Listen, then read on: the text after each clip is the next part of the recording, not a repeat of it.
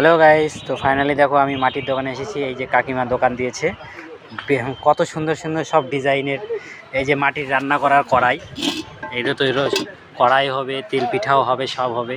এই যে ভরণ কলস, আর এই যে সাতখুপি পিঠার তৈরি করা সাতখুপি, তারপরে ছোট ছোট ঘট, এই যে পয়সা থোয়ার ভার, বিভিন্ন ধরনের সব জিনিসপত্র আছে এখানে। হাঁড়ি আছে, পাতিল আছে, ঢাকন আছে।